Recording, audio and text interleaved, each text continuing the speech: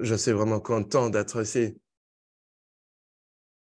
Étant donné que nous avons l'interprétation, je ne vais pas parler de toutes les diapositives. Je vais aller rapidement. Les diapositives seront partagées avec vous. Je vais me concentrer sur les défis majeurs et les solutions que nous avons à notre disposition pour la promotion de la santé. Donc, mon discours sera axé sur les pratiques de promotion de la santé en tant que programme, en tant que projet, en tant qu'intervention. Ceci est mon contexte. Donc, tout d'abord, pourquoi doit-on travailler? Pourquoi est-il important de travailler avec les communautés? D'après mon expérience, les organisations basées sur les communautés, les groupes communautaires sont un pont entre les politiques étatiques et la fourniture de ces services pour les communautés. Et c'est pourquoi c'est pourtant important d'être connecté et de bâtir des options communautaires dans la promotion de la santé. Nous savons aussi que nous devons fournir des compétences, du savoir. Cela accroît le contrôle des personnes sur leur vie. Donc, les personnes ont plus de pouvoir dans les programmes nationaux. Donc, il s'agit de jeter des bonnes bases au début. Donc, écoutons-nous, impliquons-nous, partageons nos priorités, faisons en sorte que les priorités communautaires soient nos priorités. Pour ce faire, nous devons à la fois renforcer nos capacités pour coproduire, pour nous réunir et trouver des solutions qui puissent soutenir les initiatives locales. Donc, d'un point de vue professionnel, nous avons besoin d'être compétents. Et ceci a été l'un des problèmes. En tant que professionnels, nous manquons de confiance et de compétences parfois. Et c'est pourquoi nous ne voyons pas en pratique ce que nous préconisons. Nous avons besoin d'avoir un dialogue significatif et des relations de travail significatives où nous pouvons travailler, produire ensemble. Et pour ce faire, nous devons être culturellement compétents et adopter donc une perspective culturelle. Nous devons investir sur ces 4 domaines clés de la promotion de la santé d'un point de vue de la pratique professionnelle. Bon, atteindre les plus vulnérables, les moins représentés de la société. Nous devons avoir des interventions sur mesure comme nous les connaissons à partir de la littérature.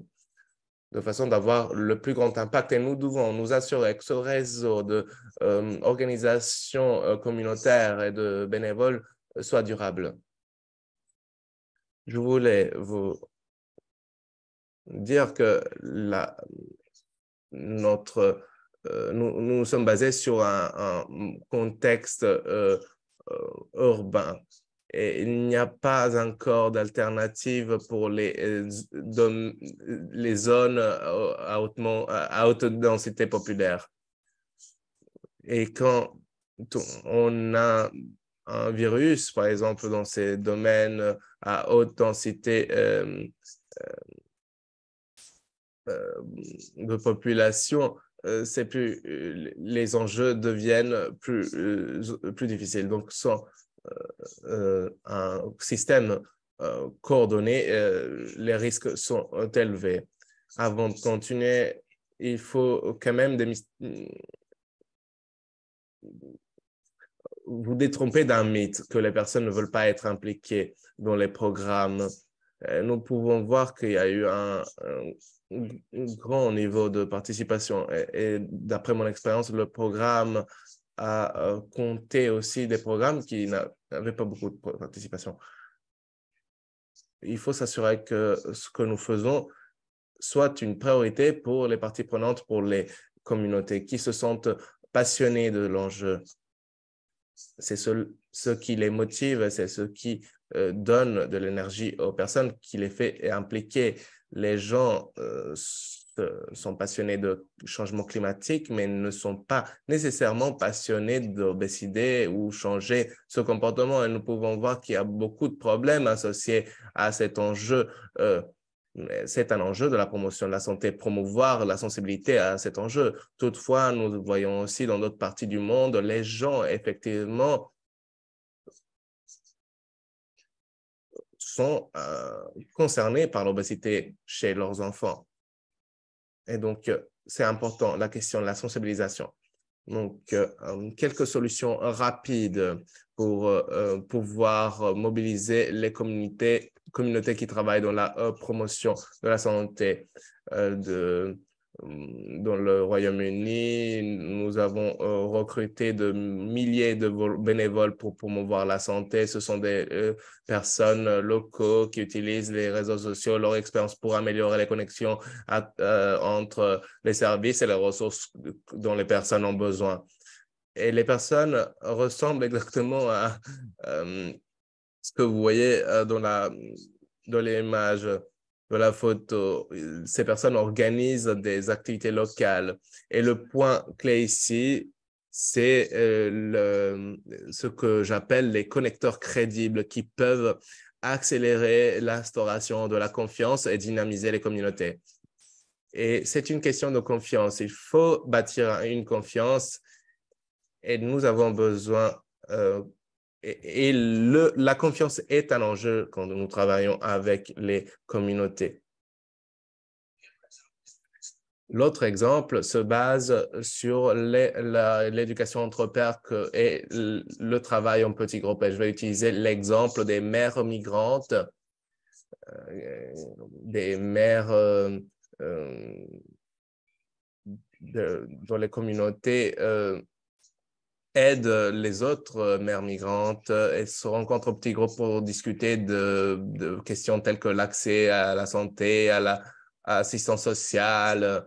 La réussite de cette initiative utilisant l'apprentissage entre pairs consiste dans le fait de donner plus de contrôle aux parties prenantes dans la prise de décision. Cela leur permet de s'autonomiser. Ceci est un succès. Ceci est la réussite de ce type de programme. Donc, celle-ci est la perspective de l'intervention individuelle, mais quelle est la perspective internationale? Si nous regardons l'enjeu à 360 degrés, nous pouvons le regarder du point de vue de cadre accès sur la communauté, qui consiste en une collaboration entre les services, les business, les communautés. Cela permet de renforcer les communautés, d'améliorer l'accès aux espaces communautaires et aux ressources de la communauté. Mais cela aussi pose la question de qui est responsable. Si c'est tant important et ça l'est, qui est responsable pour renforcer et maintenir un réseau de bénévoles et de groupes communautaires de la société? Parce que le gouvernement ne voit pas cela comme leur responsabilité de soutenir la société civile. Et parfois, le gouvernement voit ces réseaux comme une menace. Et donc, les gouvernements parfois veulent démanteler le troisième secteur. Donc, ceci est un aperçu de réflexion. Donc, je vais vous parler aussi des défis majeurs.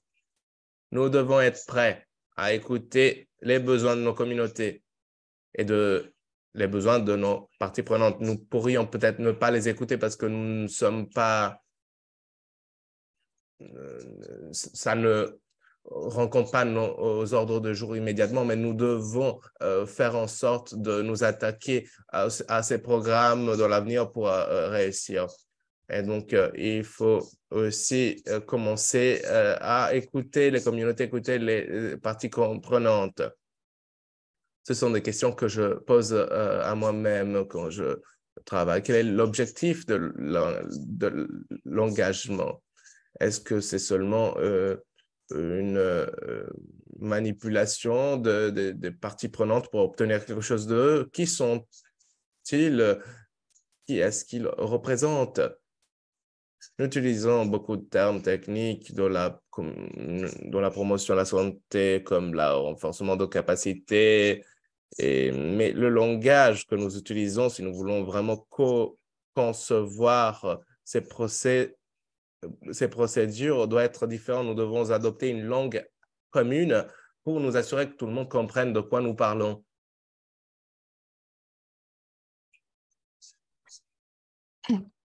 L'écoute et l'engagement, c'est un point crucial pour nous. Donc, nous devons voir l'engagement de la communauté en utilisant des différentes méthodes à travers différentes approches. Donc, nous pouvons organiser des forums face-à-face communautaires. Nous avons beaucoup de solutions aussi numériques avec des sondages en ligne, enquêtes, groupes de médiation.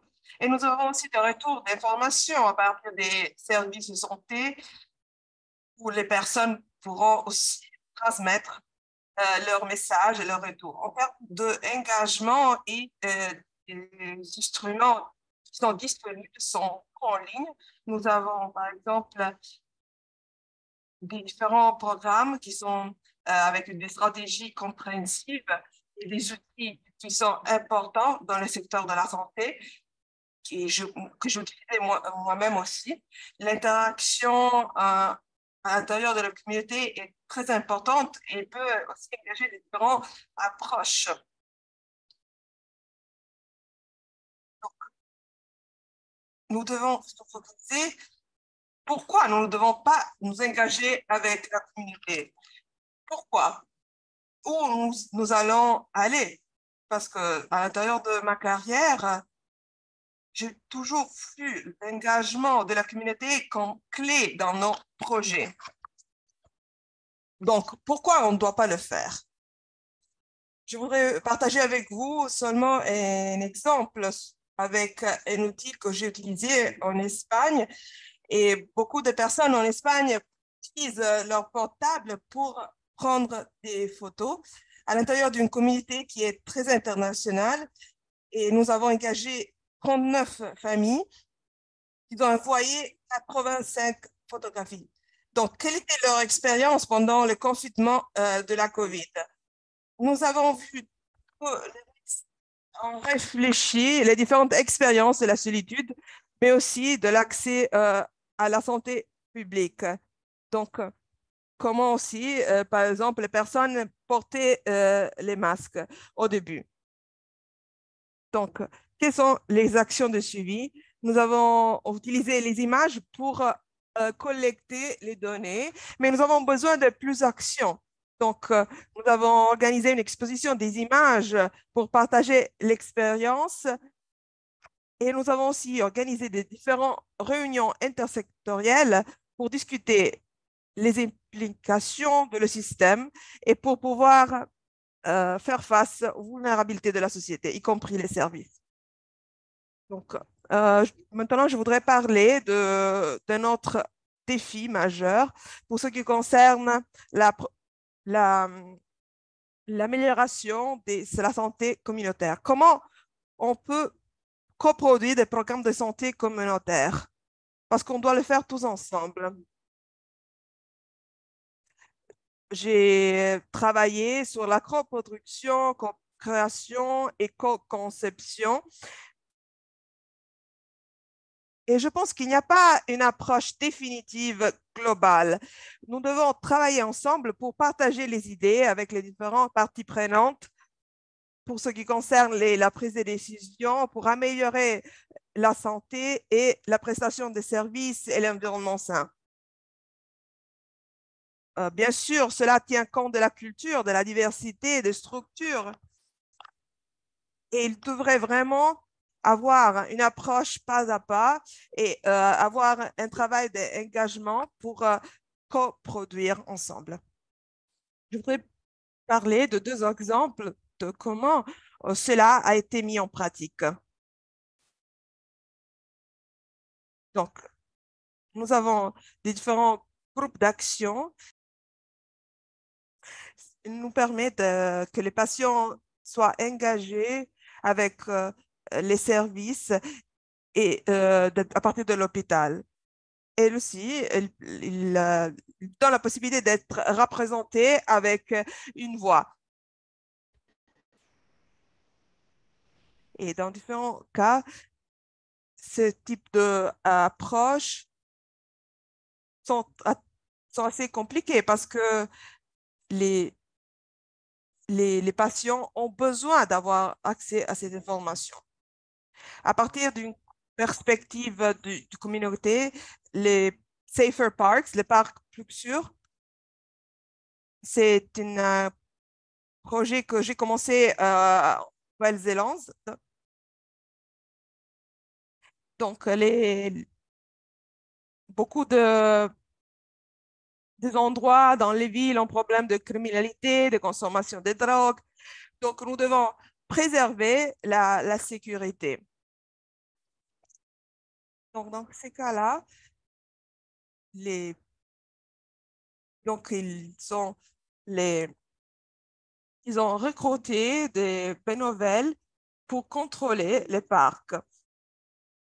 Et après, nous avons eu une période de coproduction, co-création, où les personnes ont été engagées pour nettoyer les parcs et utiliser un cadre pour protéger les parcs.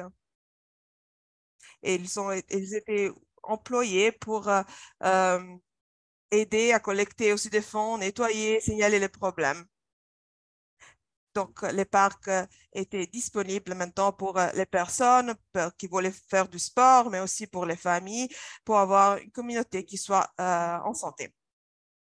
Ce que j'ai partagé avec vous, c'est pas quelque chose de nouveau, mais c'était seulement des exemples de comment on peut faire, comment on peut améliorer dans une façon systématique. Et nous devons travailler sur ce point-là pour les améliorer en plus.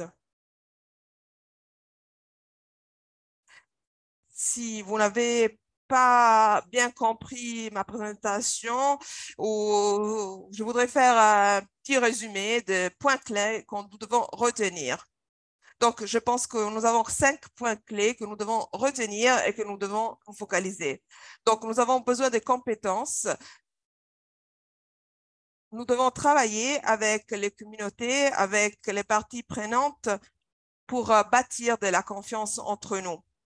Et nous avons besoin aussi de groupes, un réseau de groupes communautaires qui doit être durable pour travailler mieux au niveau communautaire, pour la promotion de la santé communautaire. Donc, merci encore une fois. Maintenant, je vais passer la parole à Eric. Merci.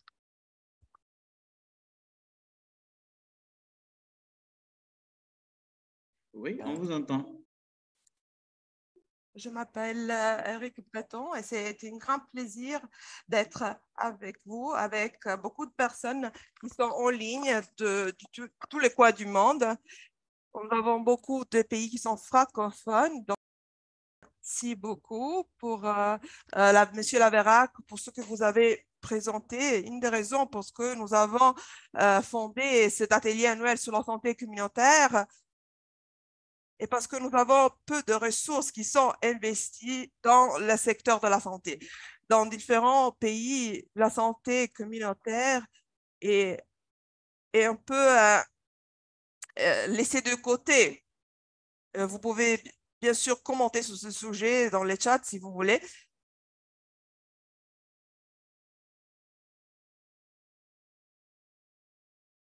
J'ai appris beaucoup, Monsieur Laverac, à partir de vos contributions, vos livres que vous avez écrits.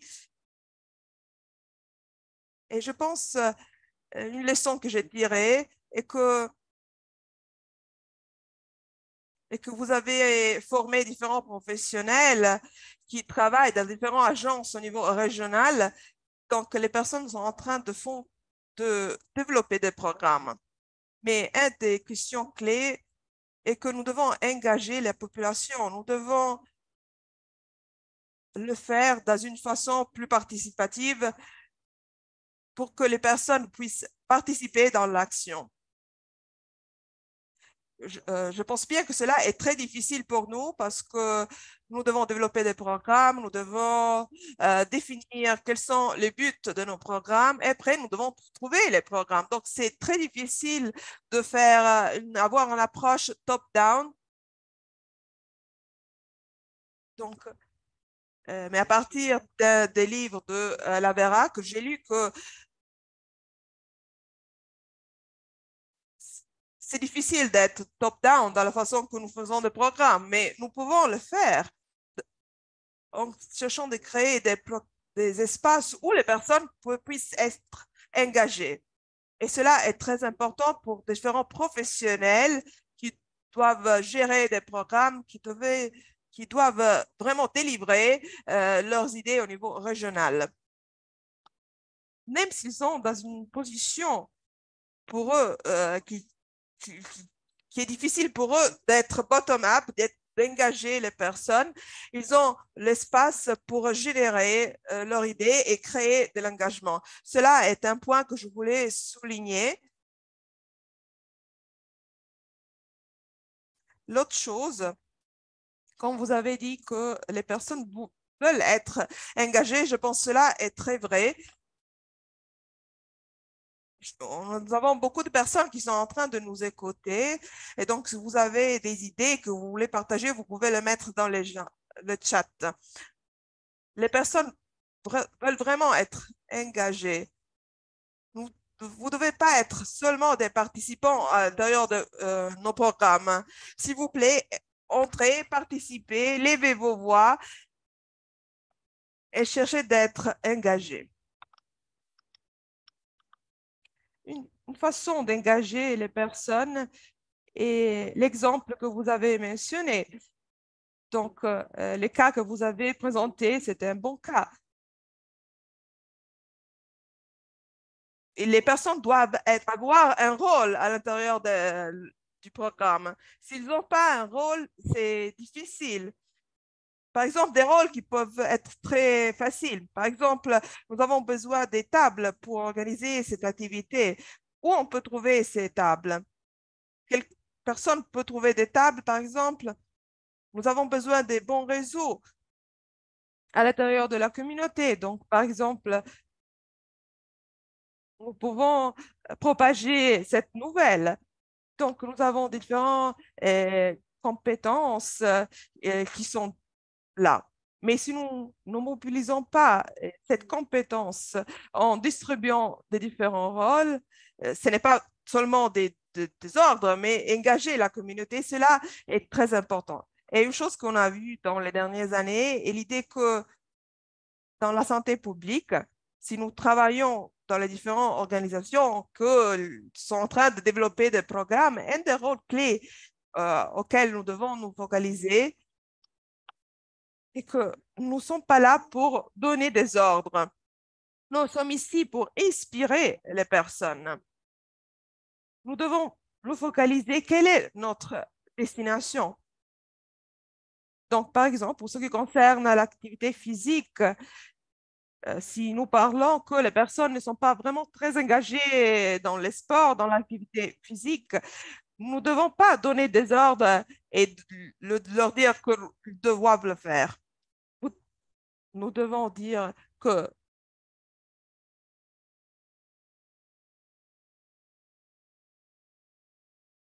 nous devons, par exemple, dire que nous pouvons rejoindre nos destinations en allant à vélo ou en marchant.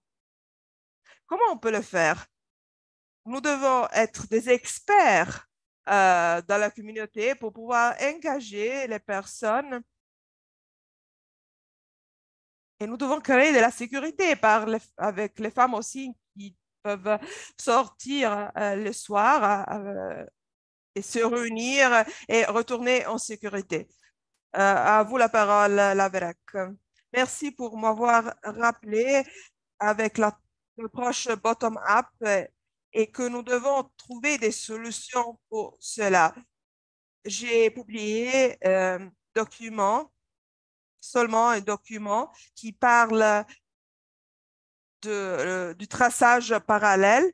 Vous pouvez regarder ce papier et et cela explique comment on peut avoir une approche bottom-up et up-down. Et l'autre chose que je voudrais partager avec vous est que je sais bien que beaucoup d'entre vous arrivent d'un contexte francophone. Ce livre parle de ce que je parlais, c'est en français. Et ça a été écrit spécifiquement pour le marché francophone. Le livre est gratuit, donc vous pouvez aller sur Internet et vous le pouvez aller donc, comme et vous pouvez le avoir. Vous pouvez l'avoir gratuitement. Vous pouvez aussi commander si vous voulez. Le co-auteur est basé au Bénin et il a aussi partagé sa propre expérience. Il a été distribué aussi gratuitement aux étudiants en Afrique. Vous pouvez l'utiliser comme ressource et la plupart des choses que j'ai parlé aujourd'hui sont incluses dans les contextes africains dans ces livres. Merci beaucoup.